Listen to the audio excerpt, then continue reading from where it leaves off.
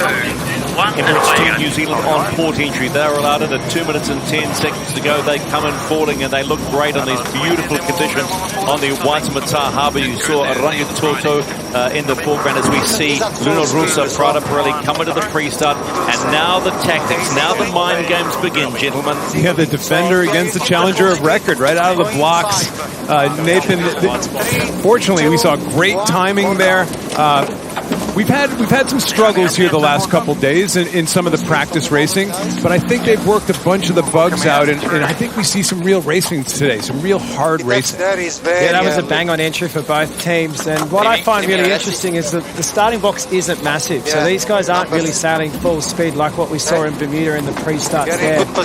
New Zealand entered in, put their windward foil down, and we're just coasting and gliding, and now we can see the chasers on. Emirates Team New Zealand here will be turning back to the line fairly soon, and it'll be up to Luna Rossa to decide if they want to take the lead or if they're going to push.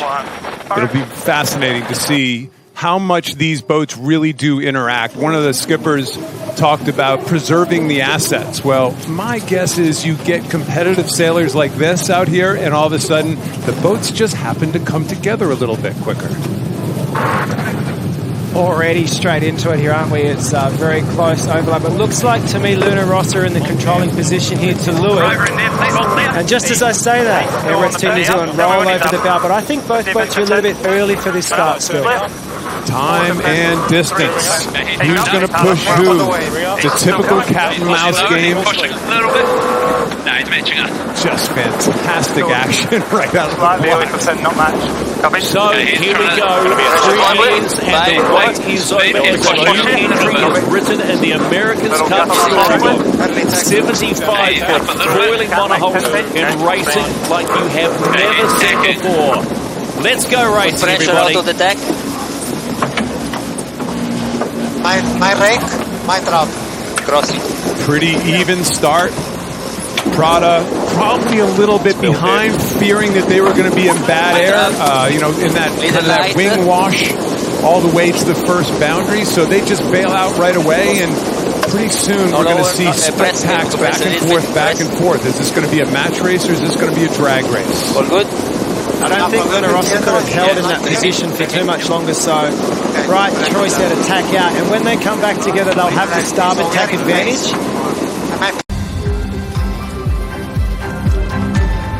So it's Bruni and Spittle, Ashby and Burling. It's on. Race 12, the 12th race in 72 hours of the Prada America's Cup World Series. Port entry will be Luna Rossa Prada Pirelli. That's good. And I think they're in. And keep in mind, Stephen, if Prada wins this race, there is a three-way tie, an unbreakable three-way tie for first place.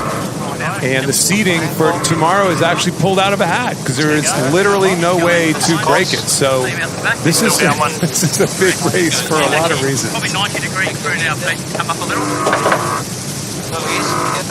So just a reminder, if you are joining us for this Emirates Team New Zealand race against Luna Rossa Prada Pirelli, we didn't see a finish at all in race number 11 by Ineos Team UK. And you heard Benazzi say, we're done. I think they have a DNF. We didn't hear it official, but it sure looked like it to me. Pre-start here, 1 minute 15. Look how far apart these two boats are. They're just staying apart. I think they've realised the wind is getting lighter and the priority is staying on the foil, because if they fall off in the pre-start, no question about it, they are going to be playing catch-up. So make sure you cannot cross, because the advantage is with Luna Rossa because they only have to do the 1 maneuver. Team New Zealand still have one more tack to go. A little bit more now, 10 degrees speed bias. But there is no question that they're staying away from each other because the race ends if they come off the foils, most likely in this pre-start. And they're sailing both boards down. Probably a bit early on the way back. New Zealand have their board up here. Here comes the port starboard to dial up, and Team New Zealand will tack in below, and then we'll just see time and distance.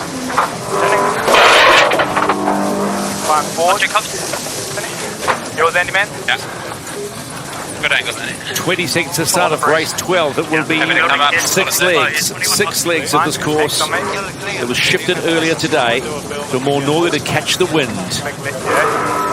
Big lefty, you heard them say. They might not even make this pin end of the starting line. I think Emirates Team New Zealand's bearing off, and they're going to attack and go behind.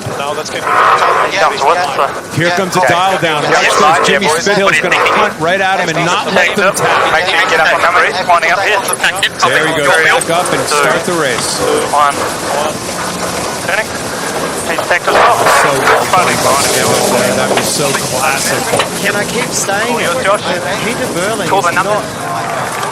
in any way at all nailing any of these stuff. He's putting himself in bad positions and letting the challengers just dominate.